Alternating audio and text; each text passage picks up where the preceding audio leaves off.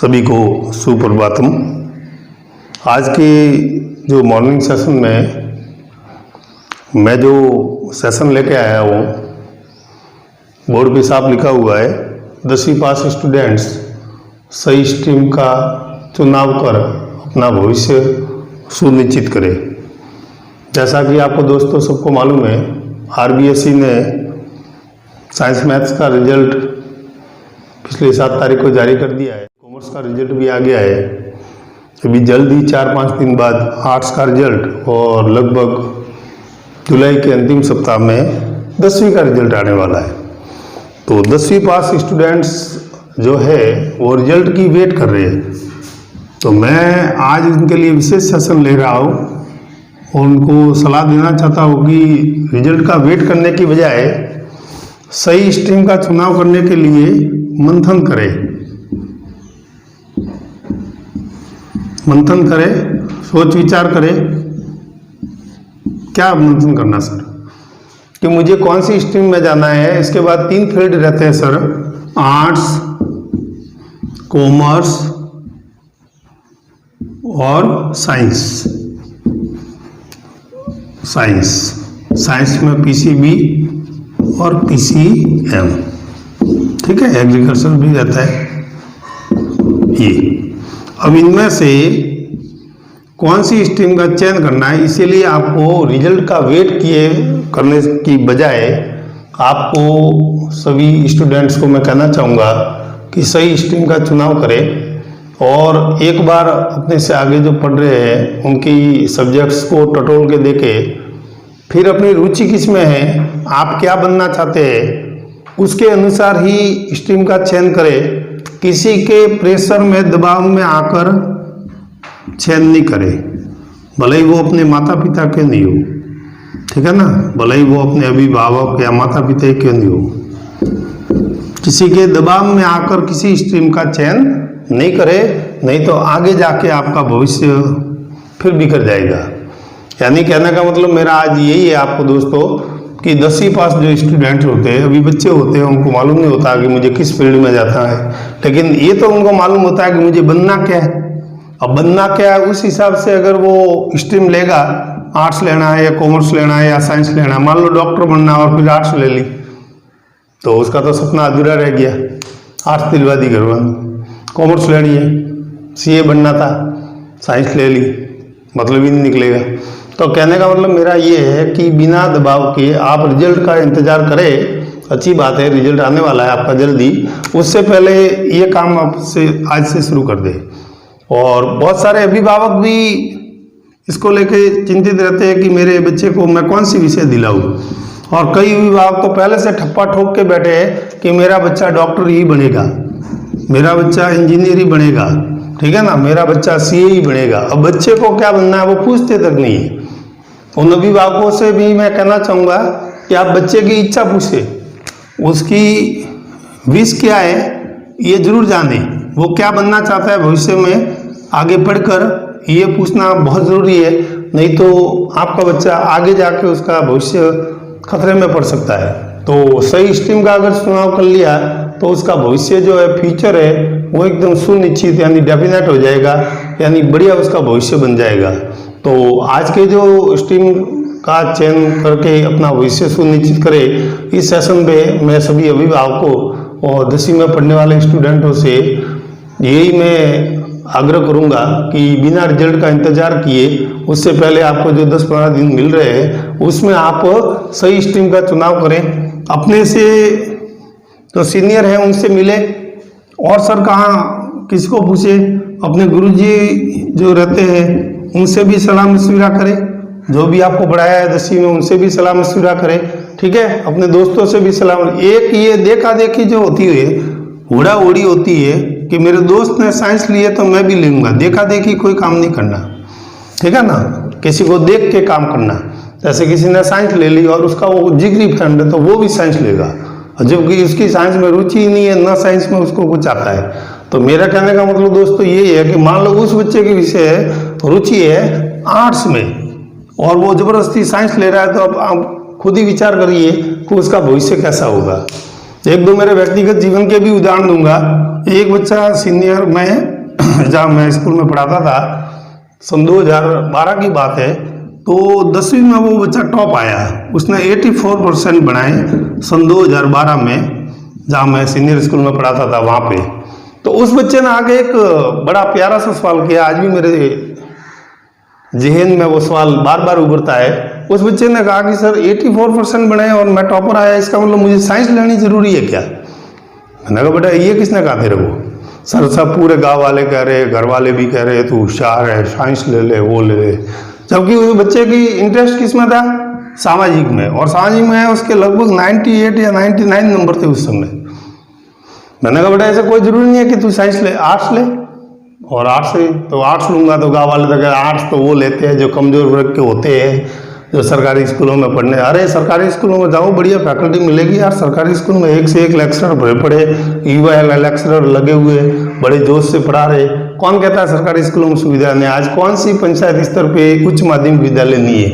और स्टाफ की भरपाई हर साल गवर्नमेंट कर रही है। हजारों की संख्या में लेक्चरर्स की भर्ती पिछले वर्षों में हो चुकी है और युवा लगे हैं। और युवाओं का जोश तो देखते ही बनता है। जो युवा लगते हैं तो वो डायरेक्ट फर्स्ट ग्रेड में लगते हैं, तो उनका पढ़ाने का जो तरीका रहता है वो भी शानदार रहता है। कोई निजी फील्ड में जाने की आपको जरूरत नहीं है कि भाई निजी स्कूल में पढ़ते हैं तभी शान बढ़ती है, ऐसी भी कोई बात दिमाग से निकाल दे। सरकारी स्कूल में भी आप अध्ययन करके बहुत अच्छे स्तर पे जा सकते हैं। तो उसी बच्चे ने उसी स्थानीय विद्यालय से जहाँ मैं पढ़ाता था वहीं से सीनियर किया और उसके बाद में वो जयपुर चला गया। ठीक है सर। और जयपुर में जाके एमए पॉलिटिकल साइंस में लास्ट ईयर उसने शायद कंप्लीट कर लिया। और कल परसों आरएएस मेंस का रिजल्ट आया है। आरएएस मेंस में वो बच्चा निकल गया है। मैं उसके उज्जवल भविष्य की कामना करूंगा कि जल्दी वो बच्चा सेलेक्ट होके आरएएस बने। तो कभी कभी क्या होता है कि स्ट्रीम के चयन में बच्चा कंफ्यूज हो जाता है। कई बार बच्चे को गांव वाले और आस पास पड़ोस वाले और दोस्त कंफ्यूज कर देते हैं कि तू तो यार इंटेलिजेंट है, तेरे को तो कम से कम आर्ट्स नहीं लेनी चाहिए, साइंस लेनी चाहिए। जबकि उस बच्चे की रुचि किसमें थी? आर्ट्स में। ऐसे मेरे जीवन में कई उदाहरण आए और कई बच्चे मेरे पास सलाह मशविरा के लिए भी आते हैं। जो मैं स्थानीय कोचिंग चलाता हूँ, उस कोचिंग में जो बच्चे पढ़ते हैं वो बाद में पास होने के बाद मेरे पास भी आते हैं। तो जब आते हैं तो वो पूछते हैं कि गुरुजी कौन सी विषय लूँ, साइंस लेनी जरूरी है या आर्ट्स लूँ या वो लूँ? तो मैं उसको समझा देता हूँ कि देख बेटा तेरा स्तर ये है, उस हिसाब से तू ये ले ले, तेरे लिए जीवन में बेटर ये रहेगा। उसको स्कोप ही मालूम नहीं कि आर्ट्स में क्या स्कोप है आगे जाके, कॉमर्स में क्या स्कोप है, साइंस में आगे जाके क्या स्कोप है। तो आप इनकी स्ट्रीम का चयन करें तो आप देख ले कि आप बनना क्या चाहते हैं। इसलिए बिना किसी के दबाव में आपके, मैंने तो यहाँ तक कह दिया कि भले ही वो अभिभावक अपने माता पिता उनके भी दबाव में नहीं आना है और आपको सही विषय का चयन करना है। तो आज जो दोस्तों मैं स्ट्रीम लेके आया हूँ आपके सेशन, वो सही स्ट्रीम का चुनाव करके अपना भविष्य सुनिश्चित करें। 10वीं पास स्टूडेंट्स अभी 10वीं पास करने जा रहे हैं, 10 एक दिन में उनका रिजल्ट आ जाएगा। उससे पहले अच्छी तरह से मंथन करें कि मुझे कौन सी विषय लेनी है। ठीक है दोस्तों। तो इसके लिए आपके सामने फील्ड तैयार पड़े, आर्ट्स है, कॉमर्स है, साइंस है, उनकी सब्जेक्ट्स को अपने दोस्तों की टटोल के देखें। आप एक बार उन विषय को देखें कि क्या ये मेरे से मामला बैठेगा या नहीं। भले साइंस में आपके कई बच्चे क्या करते हैं, साइंस और मैथ्स के नंबर देखते हो, उसमें 95, 99 आ जाते हैं मान लो, और फटाक से साइंस ले लेता है। उसको ये मालूम नहीं कि 10वीं की साइंस नॉर्मल है और आगे 11 से एमएससी बीएससी करेगा तो उसकी, मतलब मैं कहूँगा कि मैं इस फील्ड से गुजरा हूँ, मुझे मालूम है कि अस्थि पंजर हिल जाते हैं व्यक्ति के। यानी कि मतलब इतनी टफ सब्जेक्ट है सर कि माइंड में सेट ही नहीं हो पाती। ठीक है ना। तो कई बार ऐसी कई 2-3 फिल्में भी बनी है जहाँ सही स्ट्रीम का चुनाव करके। आपको एक फिल्म का उदाहरण भी मैं दूंगा जहाँ आपने लगभग सभी मेरे भाई बंधुओं ने देखी होगी, 3 इडियट्स करके एक फिल्म है। उसमें 3 दोस्त रहते हैं, आमिर खान के 2 दोस्त और रहते हैं। उसमें से एक दोस्त होता है उसका, ठीक है ना, वो बनना चाहता है क्या, वर्ल्ड वाइल्ड फोटोग्राफर। उसकी रुचि होती है कि जंगली जानवरों के फोटो खींचना, और उसके लिए कोरिया से पोस्टिंग तक का लेटर आ जाता है असिस्टेंट प्रोफेसर के रूप में। लेकिन उसके पिताजी ने जन्मते थप्पा लगा दिया था कि मेरा बच्चा क्या बनेगा, इंजीनियर बनेगा। जबरदस्ती उसको इंजीनियरिंग में एडमिशन दिलाया, इंजीनियरिंग उसके पल्ले पड़ी नहीं। और आखिर एट लास्ट जब आमिर खान को मालूम पड़ा तो उसने वो चिट्ठी भेज दी कोरिया, और कोरिया से उसके लिए ज्वाइनिंग लेटर आ गया। तो कहने का मतलब दोस्तों क्या है कि बनना था उसको क्या, वर्ल्ड वाइड फोटोग्राफर, यानी जंगली जानवरों के फोटो खींचना, बढ़िया उसकी कवरेज करना, ये नेशनल जियोग्राफी पे आप देखते हो, उसमें उसकी रुचि थी। और गया किस फील्ड में? इंजीनियरिंग फील्ड में। कई ऐसे भी होते हैं, उसी फिल्म में देखा होगा तो आपने, एक उसी प्रिंसिपल के जो दामाद होता है वो क्या करता है, पहले इंजीनियरिंग करता है, फिर एमबीए करता है और उसके बाद में बैंक में नौकरी करता है। तो उसको भी वो आमिर खान क्या कहता है, इस इडियट से एक नंबर का, इडियट से बेवकूफ़ है एक नंबर का। जब बैंक में नौकरी करनी थी तो इंजीनियरिंग करके क्या जरूरत थी? इंजीनियरिंग करने की जरूरत ही नहीं थी, पैसे बर्बाद करने की। उसके बाद एमबीए करने की भी जरूरत नहीं थी, बैंक में ही नौकरी करनी थी तो सीधा सा पढ़ना था और पीओ का एग्जाम देना था और निकल जाता। तो आप, मैं कह रहा हूँ कि सही स्ट्रीम का चुनाव करके अपना भविष्य जो सुनिश्चित करना है, तो इसके लिए सर हम क्या करें, हम तो बच्चे हैं अभी। तो आप अपने अभिभावकों से बोले, अभिभावक आपके गुरुजी से मिलेंगे, ठीक है। और भी अपने क्षेत्र में आसपास फील्ड में कोई व्यक्ति जो इस दौर से गुजरा है, पढ़ा लिखा है, बस हर गांव में मिल जाएंगे, तो उनसे आप पूछें। लेकिन उनके कहने से नहीं, उनको पूछना है कि मुझे तो ये बनना है प्रशासनिक अधिकारी, मुझे तो एसडीएम बनना है, आरएएस बनना है, आईएएस बनना है। तो फिर इसमें घुसने की कहाँ जरूरत है यार? आरएएस आईएएस बनना है तो ये विषय लो ना, शानदार विषय, आपका जीके भी जोरदार कवरेज हो जाएगा और 11वीं 12वीं और कॉलेज तक का आपका जीके मिलके साथ में कोचिंग करते रहो और आप एक दिन आरएएस आईएएस बन जाओगे। लेकिन बच्चे क्या कर लेते, साइंस घुसते। कई बार तो मैंने ऐसे देखे कि एमबीबीएस कर लेते और एमबीबीएस करके फिर उनको लगता है कि यार एमबीबीएस की एमओ बना, कोई ज्यादा पावर नहीं आया मेरे अंदर, तो क्या करता है फिर आरएएस की तैयारी करता है। अरे यार पहले ही कर लेता ना, इसी फील्ड में जाता तो ये जीके ही तो पढ़ना था, वहाँ करना क्या है। मैं ये नहीं कह रहा कि एमबीबीएस उसने की क्यों, लेकिन ऐसे कई व्यक्ति होते हैं जो जीवन में अपने स्ट्रीम चेंज करते हैं, वो उनकी अपनी अपनी काबिलियत होती है, मैं उनको नहीं कहूँगा। लेकिन आप तसी पास है, अभी आपके पास इतना नॉलेज नहीं है, तो अपनी स्ट्रीम का सही चुनाव करना हो तो आप बिना किसी के दबाव में आए, अपने जो सीनियर्स है उनके ये तीनों सब्जेक्ट्स है उनको टटोल के देखें अच्छी तरह से और उनको समझने की कोशिश करें और खुद के मन में तय कर ले कि मुझे भविष्य में क्या बनना है। उसके अकॉर्डिंग ही अपनी विश के अनुसार सब्जेक्ट का चयन करें। और इसके लिए आपकी सहायता कौन कर सकता है? मेरे जैसे कोई आपको गुरुजी मिले तो उनसे मिल लो और उनको पूछ लो कि सर मैं कौन से सब्जेक्ट लूँ और मेरे लिए कौन सा बेहतर रहेगा।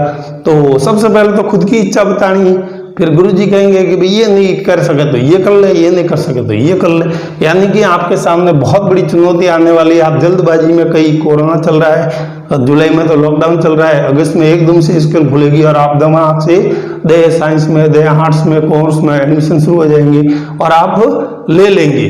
तो ऐसा ना करें, आराम से अभी मंथन करें, जुलाई के अंत तक आराम से 10-11 दिन और गुरुजियों से मिले अलग अलग, और अलग अलग व्यक्तियों से मिलने से खूब फायदा होता है, ठीक है ना। अगर मेरे को जीवन में सही मार्गदर्शन मिलता तो आज मैं बेरोजगार नहीं होता, लेकिन मुझे मार्गदर्शन देने वाला कोई मिला नहीं, मेरी मर्जी है उस रास्ते पे चलता गया और जो डिग्री नहीं करनी थी वो पहले कर ली और करनी थी वो बाद में की। इसीलिए अभी तक ऐसा कोई संजोग या संयोग नहीं बना कि मैं मेरे जीवन में सफल हो पाऊँ। लेकिन फिर भी आज इतना काबिल जरूर हो कि मैं पढ़ाकर भी मेरा जीविका उपार्जन में कर लेता हूँ, वो ठीक है। लेकिन जो एक मामूली सा एक 3rd ग्रेड टीचर भी बन जाता तो मेरे जीवन में की मनोकामना शायद पूरी हो जाती, वो भी नहीं हुई। तो कई बार दोस्तों क्या होता है, जबकि मैंने भी जीवन में खूब संघर्ष किया, पिछले 18 सालों से तो मैं पढ़ा रहा हूँ, साइंस में मैंने बीएससी कर रखी है, ठीक है। पढ़ने में मैं एकेडमिक का सेशन देख लो मेरा खुद का, तो मैं मेरे मुंह से क्या कहूँ, बहुत ही इच्छा था। उस समय मैंने 10वीं में फर्स्ट डिवीजन लाया था, जिस समय बहुत ही टफ सब्जेक्ट करता था, 10वीं पास करना मुश्किल था। उस समय 25 साल पहले मैंने 10वीं में 65% बनाए थे। कहना है मतलब परसेंटेज से कोई मतलब नहीं है, आपके परसेंटेज भले ही 100 बनते 50, आप साइंस ले सकते हो, कौन मना करता है, कोई मना नहीं करेगा। लेकिन क्या करते हैं, परसेंटेज से कभी भी स्ट्रीम का चयन नहीं करना कि 90 बने तो साइंस ही लूंगा, 80 बने तो साइंस ही लूंगा, नहीं। इसीलिए दोस्तों आज मैं सुबह के सेशन में आपको 10वीं पास स्टूडेंट्स के लिए विशेष सेशन लेके आया हूँ, जिसको लेके अभिभावक भी चिंतित रहते हैं। इसलिए इन अभिभावकों और स्टूडेंट्स के लिए ये सेशन लेके आया हूँ कि कौन सी स्ट्रीम का चुनाव अपने बच्चों को करवाए या बच्चा करे, जिससे उसका भविष्य सुनिश्चित हो। इसके बारे में वो मंथन करेगा, खुद की वो इच्छा उसको पूछनी है, उसकी इच्छा अनुसार उसको अपनी सब्जेक्ट्स दिलानी है, तभी जाके उसका भविष्य बेहतर बन सकता है। तो मित्रों आज के सेशन में मेरा आपको यही कहना था। और बाकी अगर आपने बिना सोचे समझे अगर विषय ले ली और गलत स्ट्रीम में घुस गए तो आपका जो ये फ्यूचर है ये गड़बड़ जाले में पड़ सकता है। और मैं नहीं चाहूँगा कि कोई भी स्टूडेंट राजस्थान का 10वीं पास जो कर रहा है, भले ही औसतन प्रतिशत से पास होने वालों को मैंने 9 साल में बीए करने वालों को मैंने एसडीएम बनते देखा है। कई स्टोरी आती है एक बार में। कल एक दिहाड़ी मजदूर के बेटे ने 98.4% साइंस में प्राप्त कर लिए दिए, ठीक है ना, सीकर की कहानी है। और अभी ये कोचिंग आईआईटी करना चाहता है। तो ऐसे ऐसे बच्चे भी है देखो। तो उसका जज्बा था, जुनून था, उसने पढ़ाई की, जबकि उसका बाप क्या कर रहा है, भेड़ चरवाता है, भेड़ चराता है। उसके घर में पढ़ने वाला बच्चा रात दिन एक करके बिना रोशनी के सहारे कैसे पढ़ा होगा। आप कल परसों अखबार में लेख भी था, आप चाहो तो फेसबुक में भी इसकी पोस्ट आई है, आप देखना। तो कहने का मतलब जज्बा चाहिए पढ़ने वाले का। आखिर स्टूडेंट्स को ही पढ़ना है, इनको ही ये पढ़ना है, तो फिर दूसरों की सलाह क्यों माननी। दूसरों का आप पूछ लो, आपको नहीं कंफ्यूज हो रहे हो कि मैं क्या करूं, मुझे क्या बनना और क्या लेना चाहिए। अब बनना क्या और क्या लेना ये नहीं मालूम पड़ा है, तो आप जरूर गुरुजी से या अभी अभिभावकों को बोले कि पिताजी को बोले कि आप गुरुजी के पास चलो मेरे को लेके। तो वहां जाके आप आराम से बैठ के घंटे भर अपना, एक को नहीं मिलो, 10 को मिलो, 15 को मिलो। तो आज के दोस्तों सेशन में मैं आपको ये सलाह देना चाह रहा था कि 10वीं पास स्टूडेंट्स रिजल्ट का इंतजार न करें, वो तो आ जाएगा, जिस दिन आना है उस दिन वैसे आ जाएगा। एक क्लिक करते आपका रिजल्ट सामने होगा। उससे पहले आप सही स्ट्रीम का चुनाव करने के लिए मंथन करें। इतना ही दोस्तों इस सेशन में मुझे कहना था। और आपके उज्जवल भविष्य की शुभकामनाओं सहित मैं प्रजापत सर आपके लिए शुभकामनाएं अर्पित करता हूँ। जय हिंद।